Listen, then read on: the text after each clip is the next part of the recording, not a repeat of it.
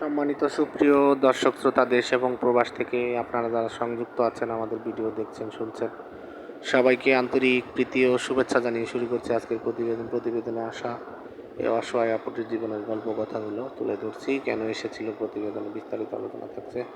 তো আপুটি দেখতে খুবই চমৎকার, ওনার গায়ের রং ফর্সা, উচ্চতা 5 ফুট 2 ইঞ্চি লম্বা, স্বাস্থ্য মিডিয়াম, পড়াশোনা আপনার হচ্ছে মেট্রিক পাস। উনি ওনার পরিবারের ছোট মেয়ে, ওনারা 2 বোন, বড় বোনের বিয়ে হয়ে গেছিল। আর উনি বর্তমানে আপনার হচ্ছে একটি পোশাক কারখানাতে আপনার কোয়ালিটিতে চাকরি করে। বর্তমান বয়স 18।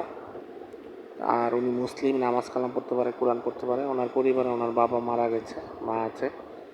এখন উনি আর ওনার মাই থাকে, আর ওনার বোন আপনার হচ্ছে বিয়ে শাদি করে হাজব্যান্ডের বাড়িতে থাকে।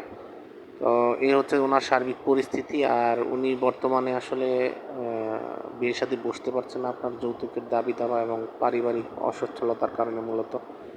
আর ওইদিকে আপনার যৌতুকের দাবি দাবা ওনার মায়ের পক্ষে মেটানো সম্ভব হচ্ছে না। ওনার মা আপনার হচ্ছে একটি 2-3টে বাসা বাড়িতে আপনার কাজে নিয়োজিত আছে। তো ওইখান থেকে যতটুকু পায় কোনো মতে সংসারটা চলে তাদের। এখন মেয়েকে আপনার আসলে ওইভাবে বিয়ে শাদী দেওয়ার মতো অবস্থা নেই।